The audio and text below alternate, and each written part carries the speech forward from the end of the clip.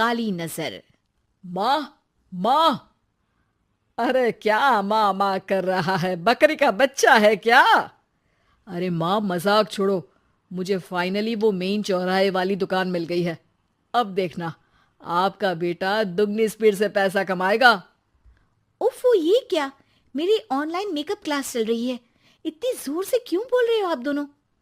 अरे मेरी धर्म पत्नी जी, मेकअप क्लास बाद में करना। वो चौराहे वाली दुकान मिल गई है हमको। अरे वाह! रुको, मैं अपनी माँ को फोन लगाकर बता देती हूँ। अरे मैं भी अपने रिश्तेदारों को बता देती हूँ। कितनी खुशी की बात है। हाँ हाँ, मैं भी अपने दोस्तों को बता देता हूँ। 1 हफ्ते बाद रजिस्ट्री है। बस, घर में खुशी का मौका था। उन तीनों ने अपने अपने फोन उठाए और लोगों में बात फैलाना शुरू कर दिया। और रही सही कसर श्वेता बहू ने अपने पड़ोस में सबको बताकर कर दी। अरे वर्मा आंटी, अब हम भी जल्दी कार ले लेंगे। घर का रेनोवेशन होगा और ठाट से रहेंगे हम भी। अरे, ऐसा क्या हुआ? लॉटरी बाटरी लग गई है क्या? अरे, इस बार चौराहे वाली मॉल में हमको भी दुकान मिल गई है। दुकान नंबर 21, जो एकदम चौराहे पर है। अब ग्राहक बढ़ेंगे तो आमदनी भी बढ़ेगी ही ना। अरे वाह, कितनी खुशी की बात है। मैं बहुत खुश हूँ तुम्हें इतना खुश देख के। बाकी एक बात कहूँ, सबको मत बताते फिरना। किसी की नजर लग जाएगी तो खुशी की खबर वापस लौट जाएगी। हैं? ऐसे थोड़ी ना होता है। अब डरा रही हो। अरे सही कह रही हूँ। काली नजर कहते हैं इस चीज को, जब आप किसी को कुछ बताओ और वो काम बिगड़ जाए। अरे लेकिन मैं तो। तुमने सबको बता दिया ना? हाँ, फोन लगा लगा के। अब बच के रहना। काली नजर बड़ी खतरनाक होती है। श्वेता इतनी खुश रहती है कि वो वर्मा आंटी की बात पर ध्यान ही नहीं देती, जबकि पड़ोस में और भी लोगों से खुशी की खबर शेयर करती रहती है। अगले दिन राजेश बहुत दुखी होकर घर आता है। अरे बेटा, क्या हुआ? मुंह क्यों सूजा हुआ है? मधुमक्खी ने काट लिया क्या? माँ, वो दुकान किसी और के पास चली गई। किसी ने ज्यादा भाव लगा दिया। अरे पर बात तो आपसे हुई थी ना उस दुकान वाले की। हाँ, आज मैं टोकन अमाउंट देने गया था, तब मुझे पता चला। कोई आकर सुबह मुझसे पहले ही ज्यादा अमाउंट दे गया। काली नजर। क्या? क्या कहा? वर्मा आंटी ने समझाया था कि किसी को बताना मत, वरना काली नजर लग जाएगी। अच्छा, तुम्हें उनकी बात मान लेनी चाहिए थी। उनकी बात मान लेती, लेकिन उसके पहले ही सबको बता चुके थे ना हम तीनों। अरे अगली बार से ध्यान रखेंगे। कोई भी नई चीज होगी तो किसी को नहीं बताएंगे। तीनों कुछ दिन ऐसे ही रहते हैं, पर एक दिन श्वेता को एक मेल आता है। राजेश, मेरा ऑनलाइन मेकअप कोर्स कंप्लीट हो गया। अब मैं खुद का पार्लर खोल सकती हूँ। अरे वाह, अपने मोहल्ले में ही खोलते हैं। ये जो घर के सामने दुकान है ना, वहीं। हाँ, यहाँ सस्ती भी मिल जाएगी। अगले दिन श्वेता वर्मा आंटी के पास जाती है, मिठाई का डब्बा लेकर। अरे आओ आओ, कैसे आना हुआ? जोर से नहीं बोलूंगी। वो सामने वाली दुकान है ना, वहां मैं अपनी पार्लर की दुकान खोलने वाली हूँ। उसकी मिठाई है। अरे वाह, बहुत बधाई हो तुमको। हाँ, मैं कमाने लगूंगी तो राजेश पर पूरे घर का बोझ नहीं रहेगा ना आंटी जी। ये तो है। पर ये बता कि तूने ये बात किसी और को तो नहीं बताई ना? अरे नहीं नहीं, पिछली बार गलती कर दी थी। काली नजर लगी किसी की और राजेश के हाथ से वो दुकान चली गई थी। सबको मत बताना। चलो मैं चलती हूँ, कल दुकान की बात करने भी तो जाना है। अगले दिन श्वेता दुकान के लिए मालिक से बात करने जाती है। अरे लेकिन दुकान तो हम कल रात को ही किसी को दे चुके हैं। कल ही? हाँ, कल ही। 2 दिन बाद कोई यहाँ पार्लर भी खोल लेगा। अब कहीं और दुकान देख लीजिए। अरे पर हमको भी तो पार्लर ही खोलना था। हाँ भाई, एक ही दुकान है, आधी आधी तो नहीं दे सकता ना मैं। राजेश और श्वेता घर पर हताश होकर आ जाते हैं। इस बार तो किसी को बताया भी नहीं था, अब किसकी काली नजर लग सकती है। सुनो, तुमने माँ को बताया था क्या? अरे कैसी बात कर रही हो, माँ की नजर थोड़ी ना लगेगी। पक्का तुमने किसी को नहीं बताया था ना? सिर्फ वर्मा आंटी को बताया था, उन्होंने ही मुझे किसी को नहीं बताने को कहा। अरे यार, तुम भी सही हो। मेरी माँ को नहीं बताने को कह रही हो, पर वर्मा आंटी को बताना तुम्हें जरूरी लगा। अरे वर्मा आंटी ने ही तो काली नजर के बारे में बताया था ना, वो हमेशा हमारा भला ही तो चाहती है। मेरी माँ भी हमारा भला ही चाहती है। अरे पर चिल्ला क्यों रहे हो? बात नहीं कर सकते क्या आराम से? नहीं आता हो आराम से बात करना, और करना भी नहीं चाहता हूं मैं। दुकान जाने का दुख गुस्से में बदल गया था और राजेश और श्वेता में बात बंद हो गई थी। 2 दिन बाद मोहल्ले में पार्लर का इनॉग्रेशन हुआ, जिसमें मोहल्ले के सभी लोगों को बुलाया गया, पर श्वेता, राजेश और माँ नहीं जाते। माँ, अंदर आ जाओ, क्या देख रही हो? अरे नया पार्लर देख रही हूं अपने आंगन से। देखो, माँ को दूसरे का सुख देखने में कितना मजा आ रहा है, मेरा दुख नहीं दिख रहा इन्हें। यह मेरा पार्लर भी तो हो सकता था। अरे चुप रहो यार, हर बात में लड़ाई क्यों ढूंढ रही हो? राजेश और श्वेता फिर बहस करने लगते थे। तभी माँ ने दोनों को बाहर बुलाया। अरे जरा देखो तो, दुकान चलाने वाले का बोर्ड पर नाम क्या लिखा है? श्रुति वर्मा। गाड़ी निकाले बेटा, हमें कहीं जाना है। काली नजर का इलाज कराने? राजेश अपनी बाइक निकालता है। तीनों ट्रिपलिंग कर रहे हैं। माँ राजेश को उस मॉल वाली दुकान पर लेकर जाती है जहां राजेश अपनी दुकान खोलने वाला था। यही दुकान लेना चाहता था ना तू? हाँ, पर इनको भी दुखी करने लेकर आई हो क्या यहाँ पर दुकान दिखाकर? वहां काफी नहीं था? अरे श्वेता, थोड़ा सब्र रख, अभी पता चलेगा कि हम यहाँ क्यों आए हैं। बता, इस दुकान चलाने वाले का नाम क्या है? अनुपम वर्मा। कुछ समझ में आया? वो दुकान वाली श्रुति वर्मा, ये दुकान वाला अनुपम वर्मा, और हमारे पड़ोस में हमने उस दुकानों के बारे में बताया किसको था? वर्मा आंटी को। मतलब वर्मा आंटी ही हमारा काम बिगाड़ रही है? नहीं नहीं, ऐसा नहीं हो सकता, ये बस इत्तेफाक है।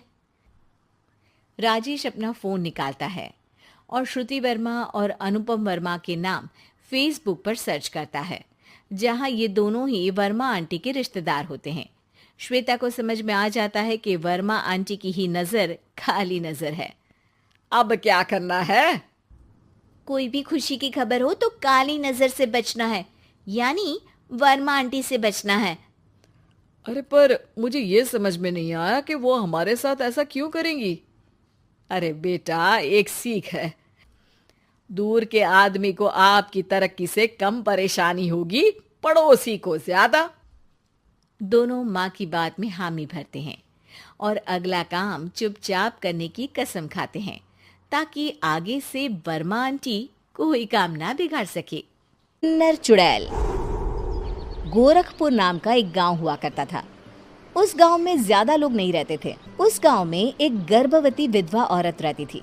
उस औरत का नाम कमला था। कमला अपने घर में अकेली रहती थी। उसके पति की सारी जायदाद उसके नाम हो गई थी, पर सभी गांव वाले उस औरत को मनहूस औरत समझा करते थे और सभी उससे नफरत किया करते थे। एक बार कमला राशन की दुकान पर खाने का सामान खरीदने जाती है। भैया जी, जरा 1 किलो दाल चावल देना। अरे हाय हाय हाय हाय हाय हाय, अरे मनहूस औरत, मेरी दुकान में अपशुगन करवाने आ गई क्या? हैं? चल जा यहाँ से, मैं कुछ नहीं देने वाला हूँ तुझे। भाग भाग यहाँ से, चल जा, निकल। भैया जी, ऐसा मत कहिए, मैं गर्भवती हूँ, मुझे खाने की बहुत जरूरत है, मुझे खाना दे दीजिए। दुकानदार कमला को वहां से धक्के मारकर भगा देता है। तभी कमला रोते रोते उस गांव के किन्नरों के इलाके में आ जाती है। गांव वाले किन्नरों को उसी इलाके में रखा करते थे, क्योंकि वो लोग किन्नरों को पसंद नहीं करते थे और उनके इलाके में रहने से मना करते थे। तो किन्नरों ने उसी गांव में अपना एक इलाका बना लिया था। जब किन्नर लोग देखते हैं कि एक गर्भवती महिला रोते रोते उनके इलाके में आ गई है, तो सारे किन्नर कमला के पास जाकर उसका हाल पूछने लगते हैं।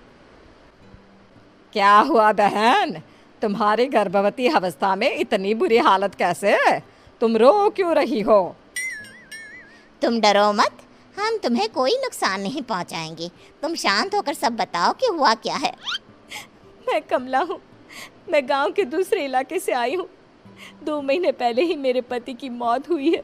मुझे गांव के लोग मनहूस मानते हैं, क्योंकि मैं विधवा हूँ और गर्भवती भी। वहाँ के लोग मुझे खाने के लिए कुछ बेचने के लिए भी तैयार नहीं, जिससे मेरा गुजारा नहीं हो रहा था। कोई बात नहीं कमला, हम तुम्हारा ख्याल रखेंगे। किन्नर लोग कमला को एक खाली घर में रहने के लिए जगह दे देते हैं और उसकी देखभाल भी करते हैं। कुछ ही महीने बाद कमला अपने बच्चे को जन्म देती है, पर अफसोस, कमला बच्चे को जन्म देते ही अपनी जान गंवा देती है। जब सब किन्नर बच्चे को देखते हैं तो बहुत खुश हो जाते हैं, क्योंकि वो बच्चा भी किन्नर ही था। कमला ने एक किन्नर बच्चे को जन्म दिया था। अब इस बच्चे की देखभाल कौन करेगा? हम तो इस बच्चे को गांव के दूसरे इलाके में भी नहीं भेज सकते। और तो क्या हुआ, इस बच्चे की माँ नहीं रही तो हम इसे पालेंगे। अब ये हमारे इलाके में रहेगा, हमारे साथ रहेगा। फिर वो किन्नर उस किन्नर बच्चे को गोद ले लेते हैं, उसका नामकरण कराते हैं। उस किन्नर बच्चे का नाम शक्ति रखा जाता है। देखते ही देखते शक्ति बड़ी होने लगती है। उसके रंग रूप बहुत सुंदर थे। वो बहुत सुंदर किन्नर दिखती है। एक दिन शक्ति एक किन्नर से पूछती है, माँ जी सुनिए ना, ये गांव के दूसरे इलाके में भी तो लोग रहते हैं, तो हम वहाँ क्यों नहीं जाते? हम उनसे अलग क्यों रहते हैं? शक्ति, क्योंकि वो लोग हमारे जैसे नहीं, वो लोग हमें पसंद नहीं करते, इसीलिए हम उनसे अलग रहते हैं। क्यों? वो हमें क्यों पसंद नहीं करते?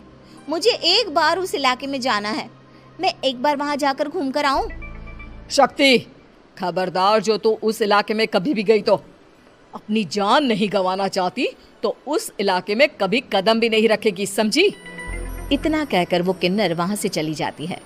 शक्ति उस किन्नर की बात सुनकर बहुत रोती है। माँ जी ऐसा कैसे कह सकती हैं? उन्होंने इतनी सी बात के लिए मुझे इतना डांटा। अब तो मैं उस इलाके में ज़रूर जाऊंगी। फिर एक दिन शक्ति गांव के दूसरे इलाके में चुपके से जाती है। ये लोग तो हमारे जैसे ही इंसान हैं, तो ये हमसे नफरत क्यों करते हैं? जब शक्ति उस इलाके में पहुंचती है तो गांव के सारे आदमी उसके रूप से मोहित हो जाते हैं। वो लोग ये अंदाज़ा नहीं लगा पाते कि वो किन्नर है। शक्ति की सुंदरता देखकर सारे गांव वाले उसकी तारीफ करने लगते हैं। तभी गांव का चक्कर लगाने गांव के जमींदार का बेटा हर्ष वहां पहुंचता है। हर्ष भी दिखने में बहुत सुंदर होता है। जब हर्ष ने शक्ति को देखा तो वो भी उससे मोहित हो गया, और जब शक्ति की नज़र हर्ष पर पड़ी तो वो हर्ष को देखकर मोहित हो गई। आपको पहले कभी इस गांव में देखा नहीं। इस गांव में आप नए हैं क्या? जी नहीं, वो मैं बस। तभी शक्ति बोलते बोलते रुक जाती है और मन में सोचने लगती है। अगर मैंने इनको बता दिया कि मैं दूसरे इलाके से आई हूँ तो वो समझ जाएंगे कि मैं किन्नर हूँ, इसलिए मुझे इनसे झूठ ही बोलना पड़ेगा। शक्ति हर्ष को कहती है, जी हाँ, मैं इस गांव में नई आई हूँ, यहाँ अकेली रहती हूँ। वैसे आप कौन है? आप भी इसी गांव में रहते हैं? जी हाँ, मैं इस गांव के जमींदार का बेटा हूँ। आपको किसी भी चीज की जरूरत पड़े तो आप मुझे बता देना, मुझे अच्छा लगेगा। ऐसे ही शक्ति और हर्ष एक दूसरे से रोज मिलने लगते। वो दोनों अपने प्यार का इजहार करने एक दूसरे से मिलने जाते हैं। तभी शक्ति का पीछा करते करते एक किन्नर वहां आ जाती है। शक्ति, मैं तुमसे बहुत प्यार करता हूँ। मैं तुमसे शादी करना चाहता हूँ। क्या तुम मुझसे शादी करोगी? हाँ हर्ष, मैं तुमसे शादी करूंगी, पर मैं तुमको अपने बारे में एक सच्चाई बताना चाहती हूँ जो मैंने तुमसे छुपा कर रखी है। तभी उनके बीच में ही वो किन्नर आ जाती है। शक्ति, तेरी हिम्मत कैसे हुई ऐसा करने की? वो किन्नर शक्ति को खींचकर गांव के जमींदार के पास ले जाती है। हर्ष भी वहां शक्ति को बचाने के लिए पहुंच जाता है। जमींदार शक्ति और हर्ष के प्यार के बारे में सुनकर गुस्से में आ जाता है और शक्ति को गांव के बाहर निकालने की सजा देता है। शक्ति ये बात सहन नहीं कर पाती और कुएं में कूदकर अपनी जान दे देती है। जमींदार हर्ष की शादी गांव की एक लड़की से करवा देता है, पर हर्ष इस शादी से खुश नहीं होता। शक्ति अपना बदला लेने के लिए मरने के बाद किन्नर चुड़ैल बन जाती है। अब मैं इन गांव वालों को नहीं छोड़ूंगी, अब इनसे मैं अपने प्यार का बदला लूंगी। किन्नर चुड़ैल गांव वालों को परेशान करना शुरू कर देती है। एक बार वो रात को गांव के खेतों में पहुंच जाती है और वहां आग लगा देती है। सारी फसल जल के राख हो जाती है। जब एक आदमी रात को उठकर देखता है कि खेत में आग लग गई है तो वो वहां पहुंच जाता है। वो देखता है कि खेतों के बीचों बीच एक किन्नर चुड़ैल खड़ी है और वहां खड़े होकर ताली बजा रही है। गांव वाला किन्नर चुड़ैल को देखकर बेहोश हो जाता है। जब सुबह उस आदमी को होश आता है तो वो सीधा जमींदार के पास जाता है। अरे जमींदार साहब, अरे वो किन्नर चुड़ैल ने मेरी सारी फसल जला दी। अब मैं क्या करूंगा, क्या होगा मेरा? जमींदार चुड़ैल किन्नर का नाम सुनते ही सब कुछ समझ जाता है। अब वो बहुत डर जाता है। उसी रात को जब जमींदार डर के मारे अपने कमरे में सो नहीं पाता, तभी वहां अचानक से किन्नर चुड़ैल आ जाती है। किन्नर चुड़ैल जोर जोर से जमींदार के आगे खड़ी होकर हंसने लगती है और ताली बजाने लगती है।